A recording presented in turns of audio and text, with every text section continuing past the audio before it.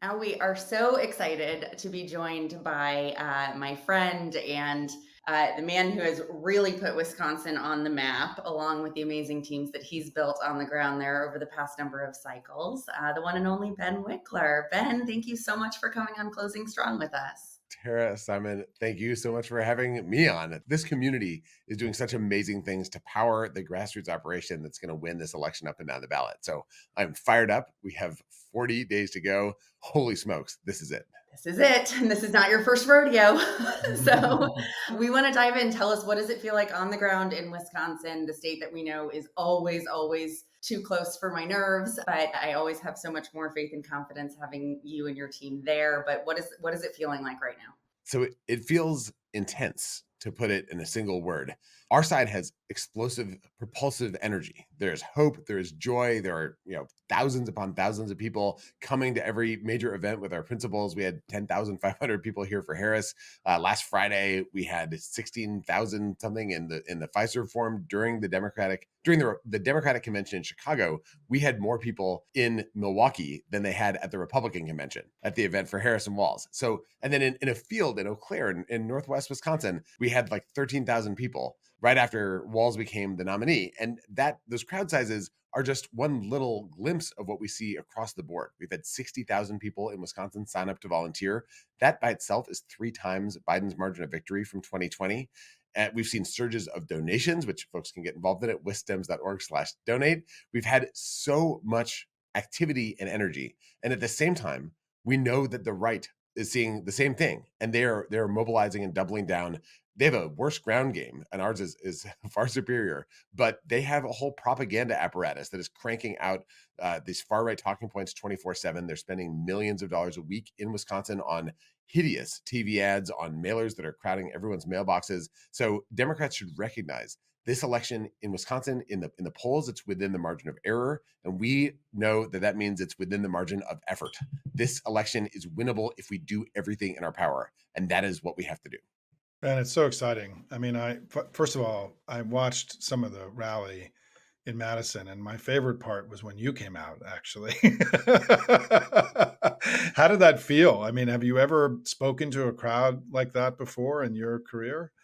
So I have never had the experience of like walking on the long stage in Yeah. the midst of the crowd, like Taylor Swift, and everyone's like got their glowing wristbands on and like cheering and jumping up and down, and like it was just unreal. Your Taylor Swift moment, Ben. That was your Taylor Yeah, I Swift mean, I know. moment. I know. this is like what it's like to be the opening act for the opening act for the opening act of Taylor Swift, the sound check guy going out Yeah. before Taylor Swift, but everyone's already in the arena, and the feeling that you get. I looked around that room. If everyone there recruits 2 people to vote, then that's more than the margin of victory from 2020 in Wisconsin. And I pointed that out to people. Like that room could win the election. And every gathering like that, and everyone sitting at home who thinks, I would be in that room. If everyone goes out and finds 2 folks to cast a ballot, then we win. And just knowing the superpower that is in everybody's hands, no wonder their LED wristbands were glowing so brightly at that moment, because it's like everyone's a superpower that can shoot energy beams out of their fist. Like that is how it felt to be there. Well, that event, I just want to say on TV, just looked unbelievable. I mean, that was one of the most amazing events so far. I haven't seen all of them, obviously, but man, that was really inspiring. Harris, lived in Madison when she was 4. So she has now come back and seen her childhood house. Maya Harris was there backstage. I was talking to her. She went and had just taken a look at her childhood house. It's a couple miles from where I live in Madison. This is, in a way, it's a homecoming. They were very young, so they don't have that many vivid memories, but they have all these photos of themselves. And now they went back to the same place that they were standing when they took those photos. This is home turf for Harris and for Walz. Walz lives in Minnesota. All these Minneapolis TV stations have viewers in Wisconsin, and there are Wisconsin stations that have viewers in Minnesota that cover Governor Walz, as much as they cover our amazing Governor Evers. And having that kind of the cultural kinship and the crossover and this familiarity, there's so many, especially folks in small towns across Wisconsin who have said to me, Tim Walz is like my dad. And there are dads who want to be like Tim Walz. I certainly want to show up for my kids like Tim Walz. And that creates this real sense that like this is the home team. People don't feel that way with JD Vance in the state of Wisconsin. They definitely don't feel that way with Trump. There's a real sense that we can win in a way that has a big we in it. It's not just that we're going to send them to the White House. It's that we're going to make sure that people who reflect the values of the families all across Wisconsin that want to be more free, that want our society to have more opportunity for everyone, that just want to respect people and stay out of their personal business, all of that can be reflected from the White House. And we have 40 days to do it if we do everything we can. I love that, the hometown team. It feels like that everywhere too. That's the beautiful part about this ticket and this campaign. It's been so joyful to watch. On a less joyful note, I want to talk a little bit about some of the challenges and landmines you guys are navigating to make sure. You talked about this a little bit with the propaganda machine that the right has in Wisconsin. You know that we at Courier have Up North News 5 years and growing in the state, but of course we got a much later start than right-wing media and their apparatus. Talk a little bit about the information wars and how they're playing out a little bit and the importance of that. And also, if you can, I saw a story that our team in Wisconsin on the Ground reported on the other day about Wausau conservative mayor meddling a little bit with the ballot boxes. Can you talk a little bit about kind of these forces at play and how you guys are combating them? Absolutely. So Marathon County in kind of north central Wisconsin, the biggest city there is Wausau, and the mayor, Doug Dinney, is a Republican who ran on anger about water bills going up because of PFAS pollution. So this is something that Democrats with the Inflation Reduction Act are funding cleanup of these chemicals. And Katie Rosenberg, the amazing mayor, had championed really taking on this pollution with forever chemicals. But Dinney ran this kind of campaign laser focused on those costs. He became mayor, and what is he doing with his power now? He's trying to stamp out people's access to the ballot. See, he is carrying, it is such a typical bait and switch by the far right. And he was supported by right-wing super PACs, by Robin Voss, by all these people. And now he went out, he was told that it was illegal for him to do it, and he carted off the absentee ballot drop box in downtown Wausau. It's like the most, sorry, I have to take a minute. That is like the most literal form of voter suppression. No, you cannot do this. Away a ballot box. Took it upon himself. Now, this is what comes of a world where there's a lot of people who are in a kind of an information bubble. And that's what the right-wing propaganda machine does. There's Up North News. There's a ton of amazing work by different folks trying to get real information to people and counter these right-wing attacks at the same time as right-wing hedge funds are buying up TV stations and newspapers. There are new outlets and new networks. Up North News, the Civic Media Radio Network, the Wisconsin Independent, the Wisconsin Examiner. There's a bunch of stuff that people are doing to make sure that this bubble gets punctured and we have reality. But that information war is absolutely critical, and it extends at every level of the ballot.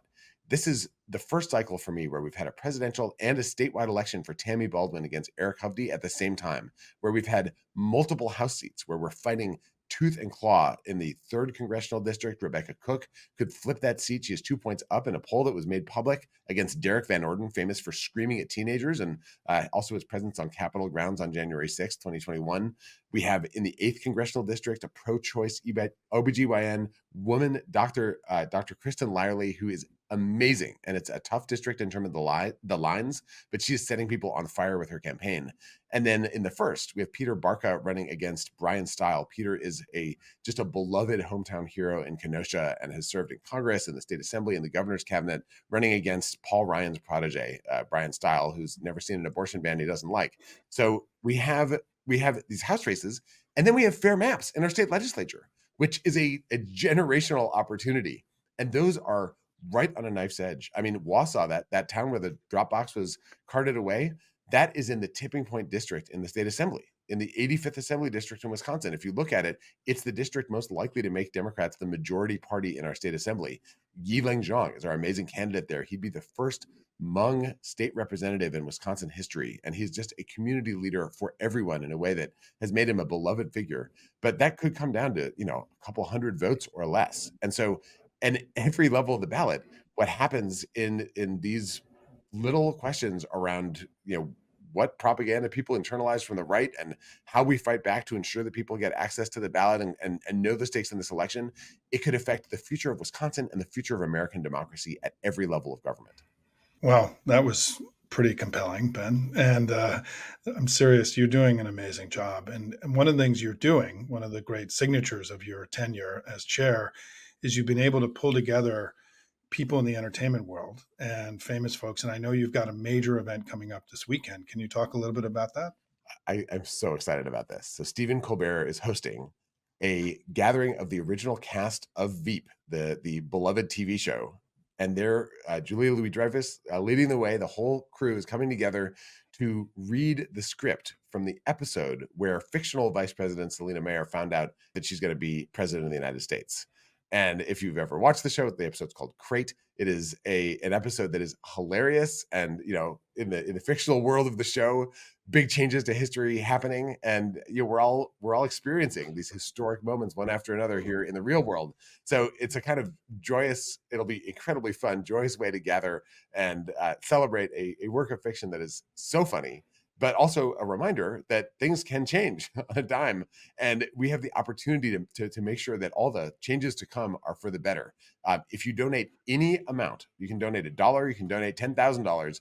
Go to wisdems.org/veep, VEEP, and you can, any donation gets you an invitation to watch this live stream. It's this coming Sunday night. Whatever your time zone might be will affect exactly what time it is, but for me, it's 6:30 p.m. in Central Time. So I hope that everyone is able to join, and it's going to be such a blast. That's so great. Well, we are so excited to watch that and are just excited to see everything you guys are doing on the ground. Your energy is so contagious, Ben. I love talking to you and hearing about this. And God, if every state could have you marketing them and pitching to get folks involved around the country, I think we'd be in a better place. But it's so lucky and grateful to have you there in Wisconsin, which is going to matter so much. So as you have been doing through this conversation, though, tell folks at home who don't live in Wisconsin or any of the core battleground states ways that they can get involved. And before you do that, I do want to touch on this. I meant to do it in our conversation with Julie too, but there is this sense of enthusiasm right now. And this is such a historic and such a consequential election when we've had consequential elections before. But this one really can transform the future direction of the country and the progressive movement in just so many ways. And it's palpable. You feel it a little bit. Of course, we know that has to translate into votes, but also I would not be so surprised to see really historic turnout numbers in states that aren't getting the level of resources or attention or aren't as competitive. But we do know that we have to get to the 270 plus electoral votes, and that does come down to states like Wisconsin. So what is your advice for folks across the country who are not in one of these absolutely consequential battleground states and what they can do in these last 5 weeks? Well, we think a lot about Nancy Pelosi's, that her 3 M's and 3 No's. Her 3 M's are mobilization, message, and money. And the 3 No's are no wasted resources, no wasted time, and no regrets the day after the election. So what that means is you should look at your calendar and start thinking about what you can move to after the election instead of doing it before the election. There's every opportunity right now to sign up for Wisdem's call phone banks. Our Wisdem's call crew is doing calls day after day after day to voters in our state to make sure that they know that they can return their absentee ballot. Right now, we know who has their absentee ballots and who's returned them. We want to call folks and remind them to make sure that people know they can same day register at the polls.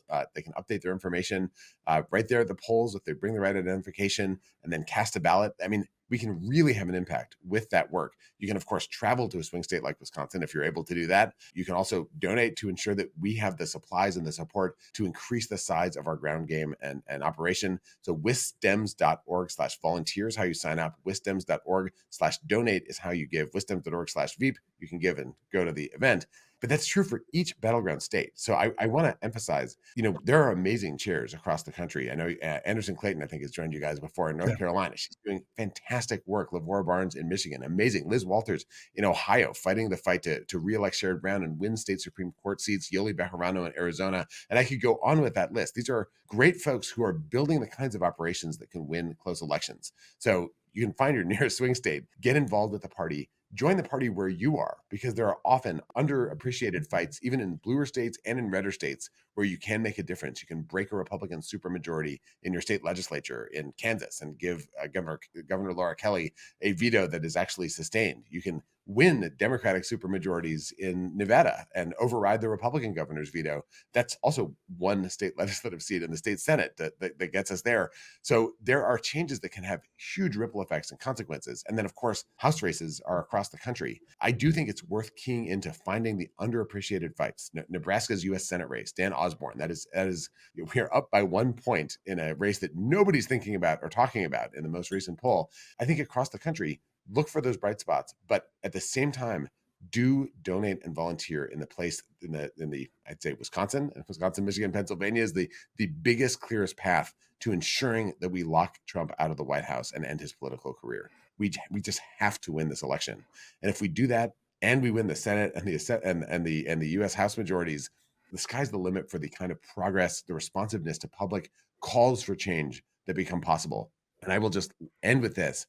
The down ballot consequences of the election this year will echo through the midterm elections and for years and years to come. And the thing about American politics right now is that the divisions that you see in the presidential races, they run down the ballot. So pretty much all of the battleground states have enormously consequential state legislative fights happening at the same time. Arizona is 1 seat away in each chamber from getting a Democratic trifecta, for example. So if we win the presidential race there, we could win a Democratic trifecta down ballot at the same time and really help the surge forward and make that state reflect the wishes and views of its population.